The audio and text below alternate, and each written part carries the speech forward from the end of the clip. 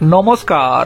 তাহলে কি আরও একবার ২১-এর মতো ২০২৬-এর পশ্চিমবঙ্গ বিধানসভা ভোটে মমতা বন্দ্যোপাধ্যায় ভবানীপুর বিধানসভা কেন্দ্র থেকে পরাজিত হচ্ছেন? আপনাদের প্রত্যেকের মনে থাকবে ২০২১-এর পশ্চিমবঙ্গ বিধানসভা ভোটে মমতা বন্দ্যোপাধ্যায় যখন নন্দীগ্রাম বিধানসভা আসন থেকে দাঁড়ানোর কথা বলেছিলেন, তখন পাল্টা শুভেন্দু অধিকারী বলেছিলেন যদি বিজেপি তাকে নন্দীগ্রাম থেকে প্রার্থী করে তাহলে তিনি মমতা বন্দ্যোপাধ্যায়কে হারিয়ে দেখিয়ে দেবেন। শুভেন্দু অধিকারী যেটা বলেছিলেন সেটা করেও দেখিয়েছিলেন।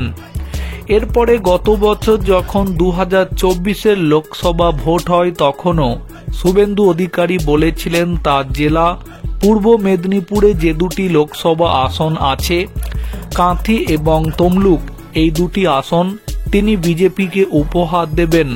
যেমনটা বলেছিলেন তেমনটা করেও দেখিয়েছিলেন।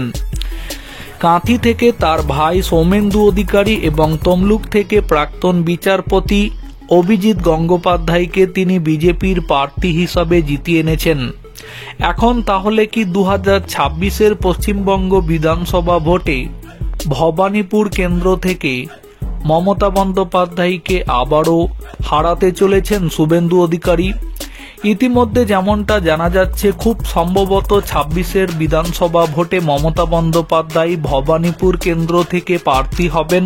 তবে অন্যদিকে যখন এই খবরটি সামনে আসছে, শুভেন্দু অধিকারী মোটামুটি একটা আভাস দিয়েছেন যে তিনি ভবানীপুরে খুব সম্ভবত প্রার্থী হবেন, এবং এর পাশাপাশি যে খবরটা আসছে, এই দিন ভবানীপুরে তিনি বিজেপির দলীয় কর্মী সমর্থকদেরকে নিয়ে একটি মিটিং সেরে ফেলেছেন। আর এই জায়গা থেকেই এখন রাজনৈতিক মহলে আলোচনা শুরু হয়ে গিয়েছে। তাহলে কি যে ১ বছর মতো সময় বাকি আছে ২০২৬-এর পশ্চিমবঙ্গ বিধানসভা ভোট আসতে, এই সময়ের মধ্যে শুভেন্দু অধিকারী ভবানীপুর কেন্দ্র থেকে মমতা বন্দ্যোপাধ্যায়কে পরাজিত করার প্রস্তুতি শুরু করে দিলেন?